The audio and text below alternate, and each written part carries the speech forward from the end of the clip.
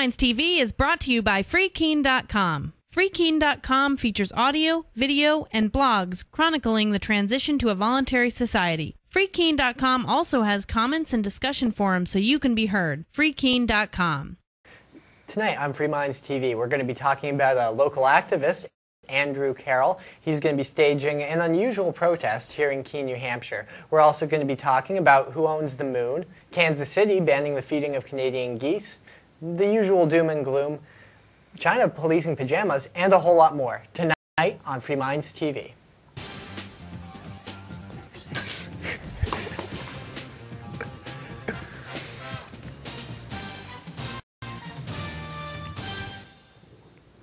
And welcome to Free Minds TV, where we challenge you, the viewer, to think outside the box. With you, as always, is Toby. And Nick. I'd like to invite you to log on to our website, freemindstv.com. Got all the old archives and a whole lot more up there. Everything at Free Minds TV and Free Minds Radio related, all at freemindstv.com. All right, you mentioned it at the top of the show, Nick. We want to talk about an activist who's going to be staging a very unusual protest here in Keene, New Hampshire. I've never heard of any civil disobedience being done like this in the past. We have seen our fair share of civil disobedience here in Keene, New Hampshire, as more liberty lovers come here and try to point out laws that are just stupid and hurt people for absolutely no reason. Lauren Canario, Russell Canning have done a lot of this, as well as other activists here in Keene and the rest of New Hampshire are doing this. But I don't think we've had any related to the possession of marijuana before. But a young man named Andrew Carroll, who doesn't ever smoke pot, hasn't ever smoked pot, and it says he has no desire to do so, is planning on simply holding some of the illegal substance and seeing what the police do about it. So one of our guys who's behind the scenes who helps out, Mike Barsky, had a chance to sit down and talk with him real quick and get his take on what's going to happen. Let's check out the video. I'm speaking with Andrew Carroll, and you are planning a protest for the possession of marijuana. What are you going to be doing? On January 10th in Keene, New Hampshire, I'm going to be possessing a small amount of cannabis and at 82 Main Street, which is Railroad Square over in Keene, and hopefully the cops will show up or they won't show up, but either way the point will be made that arresting someone for possessing something so harmless that, you know, crime with no victim is really absurd. And that point will be proven when the cops come and arrest me, or even if they leave me alone, then they show that they selectively enforce their own laws. Either way, it's going to be a challenge to the cops to make the next move. So which would you prefer, that they selectively enforce their own laws and leave you alone, or that they arrest you and put you in jail, or at least take you to court for something as silly as possession of a plant? Benefits can come from both paths. I think if they selectively enforce their laws and they don't arrest me, then I don't know how good that would be, because I doubt that that would mean that people can just go out and possess marijuana, you know, willy-nilly left and right, because they'd still probably arrest them anyways. Just because they let me go today, I'm sure they'll arrest someone else tomorrow. Obviously they're going to. So I'd rather have them arrest me, I'd rather go to court, and I'd rather be able to make my case to the judge, or preferably to a jury, and ask for a jury trial, and try to get the idea of jury nullification out to the public. So that would be serving two purposes with this protest. Exactly. Not only would we then challenge the state and challenge the government as far as the drug war goes, but then we'd also make a point about, or to the people of this country, that jury nullification is a right that you have, and that you can actually, if you feel that a law is unjust, you can vote your conscience in a court of law and vote to acquit the person being charged guilty with that crime. Working on the assumption that they do not arrest you, or that they bring you to court and acquit you, would you then do another protest? Would you invite more reports to join you in another protest to make the point that it's just not worth them pursuing ever? That's a good question. I think we'd have to think about that if the time came. I would love it if they acquit me, and if they do acquit me, I think it's definitely might be worth it to do it again. And I think if they acquit me, more people would be like, hey, this is something I might be willing to do as well, and that'd be great to a few months from now get 3 or 4 people to do it, and then more and more and more until they're just not enforcing the law anymore. Regardless, though, I'd rather have the law just off the books altogether, because even if they're not going to arrest a bunch of libertarians, you know, because they know we'll make a big deal about it, they're still going to arrest some kid in his car one night, or a bunch of kids partying at a house one day. They're going to arrest some guy just lighting up a joint in in a park somewhere, or you know, who God knows what. They're still going to be arresting people somewhere, and that's the wrong thing. So I'd rather just have the law off the books altogether. As silly as this crime, as it were, is, yeah. A lot of people in authority take it very seriously. Are you prepared to go to jail for it? And what is the maximum term you might have to serve? The maximum fine is $2,000. The maximum jail sentence is 1 year for a misdemeanor. If the feds get involved, I'm not sure. I highly doubt the feds will get involved for something this small. It's only my first charge if you were just one misdemeanor, so I highly doubt anything of that nature will occur. I would say I'm ready to go to jail for a little while. I don't want to go to jail for a year. Obviously, that would be a lot of my life.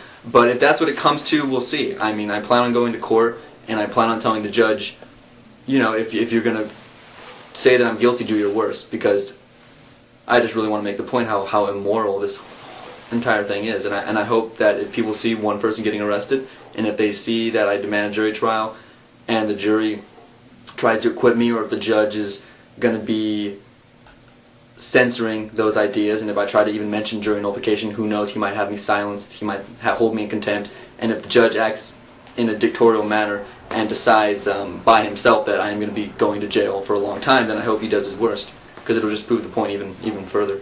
It would seem then that it's fairly important that this get very widely publicized, either at all times. Yes, at all times. Coming to the event, after the event, I wish that the legislature this year was going to be doing some sort of decrim bill, but I doubt that they will. I think they're focusing on medical marijuana, which is arguably, I think, more important, because it's more important that the sick people get their help than a bunch of college kids who want to smoke pot, you know, on a Friday night or whatever. It's more important that the people who are sick and they need it, and that's even more morally absurd, that we prevent them from getting the medical help that they need. Actually, that brings up a good point, because you don't even smoke marijuana, do you? No, I do not smoke marijuana. I don't plan to ever smoke in the future. I'm just going to be possessing this particular marijuana on this particular day, and the cops are going to come and we'll see what they do. Would you have demonstrated in this manner before moving to New Hampshire and without the support of fellow porks around you?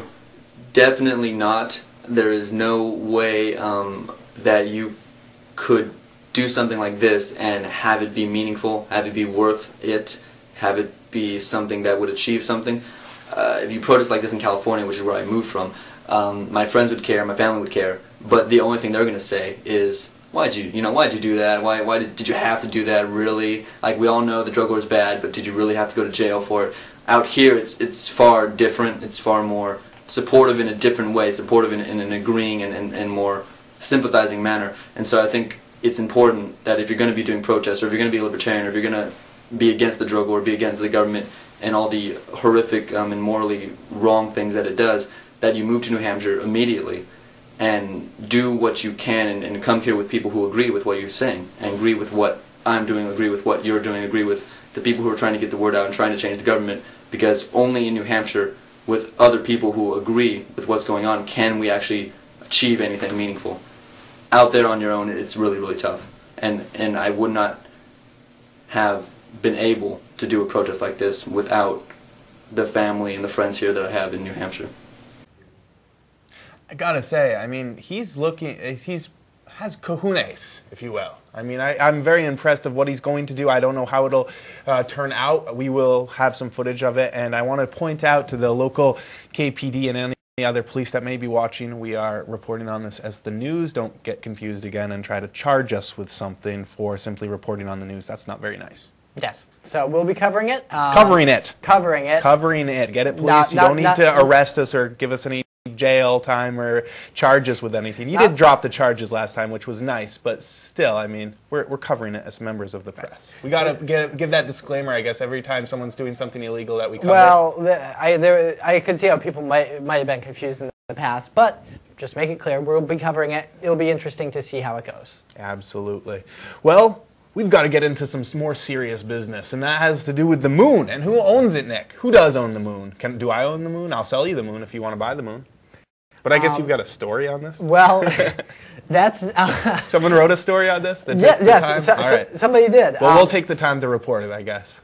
Well, here's the thing. It's been nearly 40 years since a U.S. flag was planted in the moon. And now there's kind of a second wave of missions planned to the moon by a whole bunch of countries.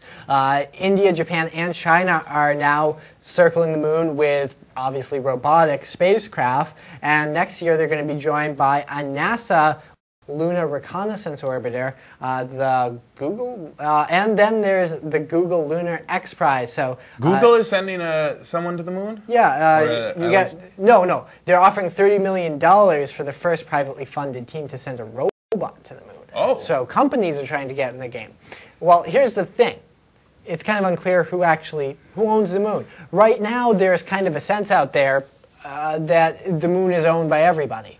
Well, that doesn't make a whole lot of sense. I've never been to the moon. I don't really own it. I own the moon, Nick.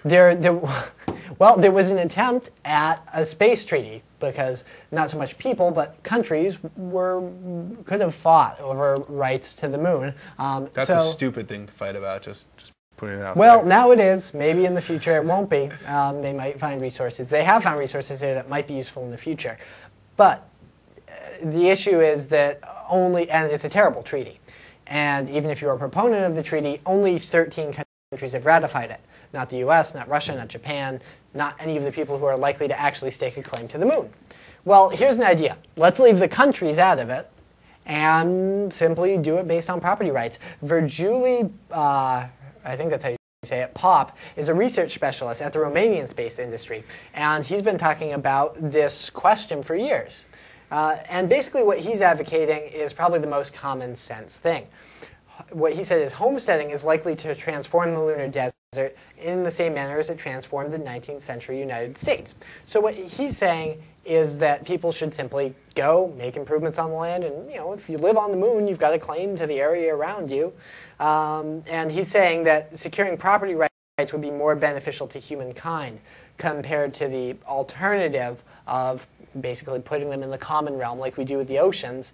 There's no incentive to go there if you're not going to be able to mine their own property. What about putting up a gigantic advertisement that you can see from Earth on the moon? That would be, well, I guess some people might think that would be tragic. I think it would be pretty neat, but is that possible? You could project it maybe on the dark side of the moon? I don't know if it'd be cost effective. I've heard that there are chemicals there that might be useful for things like fusion. I mean, it's speculative at this point, but for nuclear fusion.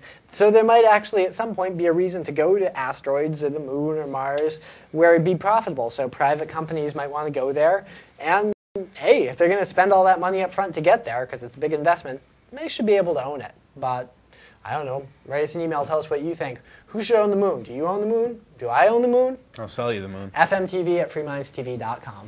All right, we don't have a downsizer dispatch this week, but I'm sure there's something good at downsizedc.org if you want to check that out. Log on to downsizedc.org because this is the spot that it would normally go, but it's not going to go. Instead, we're going to take a break, and when we come back, we're going to be talking about some doom and gloom from Nick, and I've got some other articles. All that and more coming up on Free Minds TV. Free Minds TV is brought to you in part by Life Productions for your basic and semi-pro video production needs. From full wedding and event coverage to DVD authoring and distributions, lifeproductions.com, that's lyfproductions.com. Free Minds TV is brought to you in part by anarchyinyourhead.com, a comic about freedom. When it comes to politics, they hate just about everyone, so they're bound to make fun of someone that you don't like eventually. anarchyinyourhead.com, that's anarchyinyourhead.com.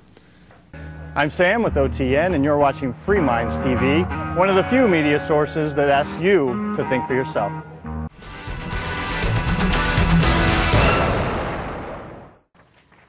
And welcome back to the show. As always, is Toby here with you. And Nick. Now, Nick, every week it seems you've been bringing some predictions about how the world's going to hell, specifically the United States with the economy of affairs.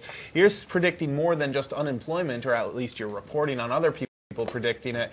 Say that there's going to be some civil unrest and all this other doom and gloom stuff in the works. What's going on this week? Well, I don't know how bad things are going to get. I try not to make predictions. I have some guess at where I think things are going to go. It's hard to say, though, especially when you get more than a month or two down the road. Unforeseen things happen.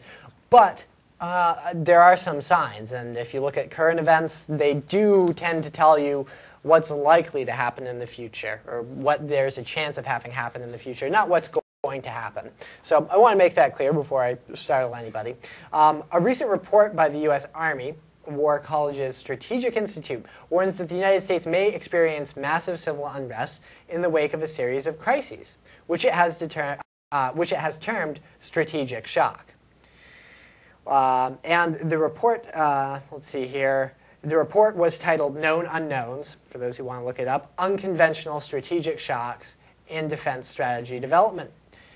And it suggests the military may have to be used to quell domestic disorder. That means inside the United States against Americans, not counterterrorism, but against Americans. Wait, they're already doing that. Didn't we report previously that they're going to be doing some DUI checkpoints with the military? So they're already here quelling the civil unrest of people drinking and driving, at least the Marines are in some parts of the country. Right, and we have reported that Northcom has had, which is a domestic command, has taken on a U.S. Army combat brigade of 20,000 men, combat troops, not support troops. They say they're there to quell civil unrest. I mean, to meet violent resistance with violence, or to meet resistance, any kind of resistance. Some of the language seems to suggest will be met with violence. The report says widespread civil violence inside the United States would force the defense establishment to reorient priorities in extremis to defend basic domestic order and human security. That sounds pretty benign. Yeah, well, if the world is going to hell, you know, people figure if the U.S. is being invaded, or I don't know, an asteroid hits it and half the country's dead, and you know, you might call, state governors would call up the National Guard. Maybe Congress would declare martial law under the most extreme of circumstances, after a nuclear war. I don't know. But this says deliberate employment of weapons of mass destruction or other catastrophic capabilities, unforeseen economic collapse, loss of functioning political and legal order, purposeful domestic resistance. Doesn't say violent, just says purposeful, so that would mean purposeful, peaceful resistance. Or insurgency, pervasive public health emergencies, and catastrophic natural disaster and human disaster are all paths to disruptive domestic shock.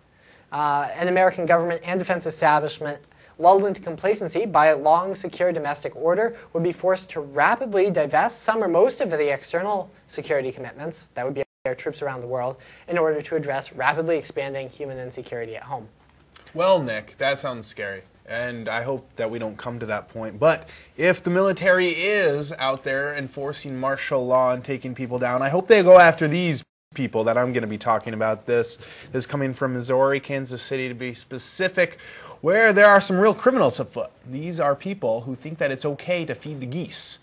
Now, right now it still is okay to feed the geese, but Canadian goose feeders, I guess would be the word, may soon be facing up to 6 months in jail and a $500 fine if they feed the geese. People in Kansas City, at least the government officials, don't want you feeding the geese there. So if we are enacting martial law, we better be going after these people, Nick, because they're threatening freedom and everything that is the American way of life. I think even in the state of martial law, you'd probably get away with the military not concerning itself with that. Nick, although if you're out after curfew feeding the geese, or if you're in a place where they don't want you to be, yes, then they might arrest you or just shoot you. Well, while it seems ridiculous in the land of the free for us to be passing laws about what kinds of geese you can feed and what ones you can't, you know, there is some real reason for this. You know, can you guess what it is, Nick? Why can we not feed the geese? Because they make a mess. They do make a mess, and people say that they poop, and it's dangerous to walk if they poop. I don't know if it's dangerous to walk. I will say that personally, I wish that people in an urban area wouldn't feed the geese. Largely, in many of these areas, geese don't, at least Canada geese, don't migrate anymore because people feed them and they eat from fields and things like that. So they don't even really leave during the winter because they can live through the cold spell. And they're messy, and they're nasty, loud, violent animals. I don't like Canada geese. Well, you can't shoot them, right? Well, yeah, they're federally, well, no, you can shoot them, but they're federally protected. They're getting shrubs. Yeah, I mean, if you shoot them out of season, and if you shoot more than you're supposed to in a day, or more than you're supposed to in a season. All right, so you've got that. You're not liking the goose feeders either, but do you want your tax dollars to go towards putting someone in jail who feeds a goose? No, I don't think it should be illegal to feed the geese. Yeah. But I shun them. Well, ostracize them. What would you do? Yell at them? I don't live in Kansas City, and I personally I think it's more likely that people are going to be feeding geese in an urban area, and I don't live in an urban area. So, you know, if people there want to feed the geese and have them make a mess all over their park, they're welcome to do it. You know, I understand that it's a nuisance. Don't make a law about it, though. Just say, hey, buddy, why are you feeding the geese? They're pooping everywhere. I mean, most people, the problem I have is that most people who push for a law to be passed about something wouldn't say something about that particular behavior. So if they want to outlaw behavior, well, if they're passing somebody when that behavior is still legal, like, say, feeding the geese, somebody who wants this law probably wouldn't have stopped and said, why are you feeding the geese? They make a mess all over the place where my kids want to play. And that's what they should do. It's passive-aggressive to start passing laws about it rather than saying something. Just say something. A lot of the problems people have with other people's behavior that they try to resolve through laws, you know, things like this, just codes that don't really have anything to do with anything, just minor things, could be addressed by simply saying something about it. Right. And if you do see a behavior you don't like, don't try to pass a law. Maybe talk to the person first, because these laws often come with unintended consequences. Yeah, like what if I'm feeding the pigeons, but some geese come in and eat the pigeon food? That is true. I mean, they're kind of tenacious. They're kind of hard to fend off if they want that pigeon feed. That's absolutely That's true. one unintended consequence. Well, maybe we should outlaw feeding any wildlife whatsoever. Well, that's the slippery slope phenomenon, too. Let's outlaw feeding all birds, and then dropping food on the ground doesn't just become littering, it becomes feeding the geese. Well, there's a lot of behavior that I don't like out there, but let's not start passing laws about this. Isn't this supposed to be land of the free, home of the brave? I don't know, all that freedom and stuff. Well, let's go across to somewhere where a lot of Americans point out that China, well, they don't have the freedoms that we have in America, such as, we don't have the freedom to feed geese. Well, we still do for at least a little while. Anyways, let's go to China, where they're doing another ridiculous thing. I can't really put it too past the United States. We'll talk about that in a minute about this kind of thing, but it has to do with PJs and wearing them in the streets. The Neighborhood Committee, a volunteer outpost of the Communist Party in the city's northeastern district of Rixan, has decided that wearing pajamas in the street should be discouraged. We're telling people not to wear pajamas in the street because it looks uncivilized, said Goose, a local official who was quoted as the local media as saying. In contrast to their leaders' formal appearance in official functions, China boasts some of the most laid-back dresses in the world.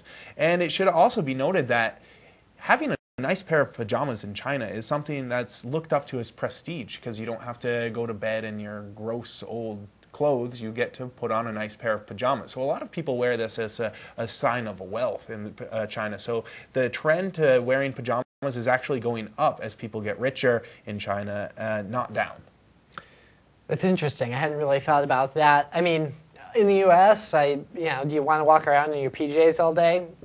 You know, I think if you're going out of the house, you might want to put on jeans. I don't really care how people dress, to be perfectly honest. If it was me, I wouldn't want to walk around looking like I just rolled out of bed. But people in the United States look at a law like this and say, those silly Chinese people, yeah, it's silly to walk around in PJs, but we would never think about passing a law around that. I seem to remember some laws about baggy pants. Yeah, baggy pants, wearing pants too low that show your boxer shorts, anything like that. There's towns all over the United States that have started passing these laws to put some people, I think in Louisiana, actually passed a law that will put you in jail for up to 6 months if you're seen with boxer shorts or any of your underwear is showing. And what defines underwear anyways? Does it have to be an actual underwear material such as boxers or tighty whities or something like that? Or can you be wearing shorts that are considered underwear if you're not wearing anything else? But these are laws that are being passed in the United States. So while it may look silly for the Chinese people to be doing, what are they doing to discourage us? They said they're strongly discouraging it. Well, they did this in Beijing before the Olympics, another outpost of it. And so when they say discourage, I think a lot of the time in China, it sometimes means that you're going to get arrested for it. I don't live in China. I know that there's some viewers of our show that do. We'd love to have you guys comment on this, but a lot of this has sprung up around the time of the Olympics, where in Beijing they were trying to discourage people from wearing PJs, also telling people that they had to comb their hair in certain ways, as well as detailed advice on which clothing they should wear. The article says that they're trying to get certain fashion faux pas, such as wearing black socks with white shoes or white socks with black shoes, discouraged, as well as the male trouser leg rolled up up to the knee in order to cool off. So there's a lot of dangerous fashion tips going on in China that their government will crack down on them. But I'm sure we'll do something silly here in the United States as well. So you've got one more article you want to get to. I don't even remember what it's about, so hit me with it, Nick. Well, people are sort of panicking because of the economic situation. We already talked about gloom and doom. No, this actually isn't gloom and doom. Oh, okay. As much as we've predicted that things are not going to be good economically or politically in the U.S. for the next couple of years, it looks like it's going to get rougher before it gets better. I wanted to get into this because I don't think it helps anybody if you panic and you're worried about how bad the situation might get. There's no reason to worry too much if you can't control it. I mean, you might want to prepare for things if you have that ability, but otherwise, try not to stress yourself out about it too much. If it happens, it happens. This from New York. A paralegal recently laid off, wanting to get back at the establishment that he felt was to blame for his lost job. So when he craved an expensive new tie, he went out and stole it. The story was relayed by psychologist Timothy Fong at the UCLA Neuropsychiatric Institute. And he is saying it's an example of the behaviors exhibited by Americans as a recession undermines a lifestyle built on spending. In the coming months, mental health experts expect a rise in theft, depression, drug use, anxiety, and even violence as consumers confront a harsh new reality and must live within diminished means. So obviously, when you're worried about losing your job, or you do lose your job, I don't know, maybe you lose your house, or you're suddenly living in a situation that's, below the means you're used to having, that has an effect on your psychology.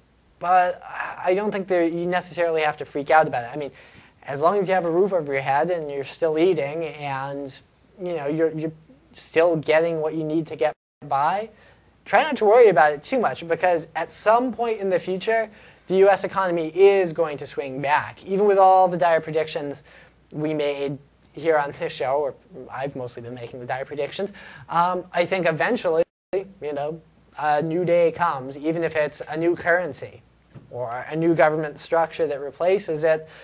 We will get out of this. Well, I mean, maybe if you're really old, you're gonna. If you die next week, maybe not.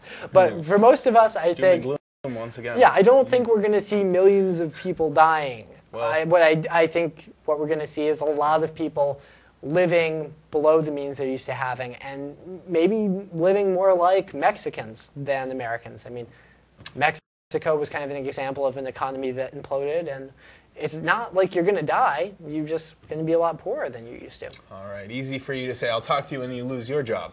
Anyways. You still have one. You still have one too. Yes. Well, thankfully we do. I'm sure it's easy for us to talk about this while we still have our jobs. For people who are losing their jobs, it's definitely a difficult situation. And the unemployment rate in Keene, New Hampshire, last I checked, the last numbers I saw available were like October of 2008. They were like 3.3%, something like that. And the state of New Hampshire is like 4.3%. That's not bad. Even in some states when the economy was good, they weren't doing that well, or they weren't doing much better. So in our local area, things are looking pretty good. Northern New England, for those viewers watching on their public access channels, New Hampshire, Vermont, Maine, I think they're all doing okay. It's not Michigan. As things get worse, yeah, we'll probably see a slowdown here too, but not the end of the world, right. Just a recession. Wherever you are, best of luck to you. We're out of time for tonight. Send us your feedback. fmtv@freemindstv.com is the email. freemindstv.com is the website. You can get all our contact info there, ways to help the show, and a whole lot more. It's been Toby here with you. Yeah, Nick. Have a great night and a safe holiday season.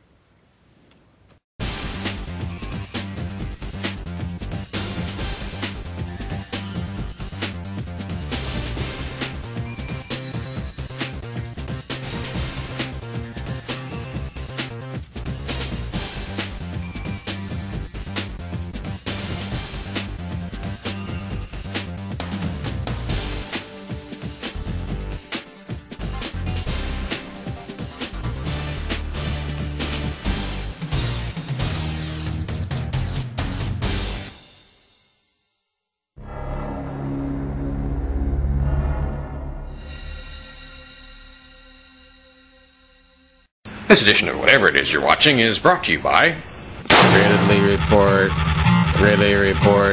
something, Ridley Report.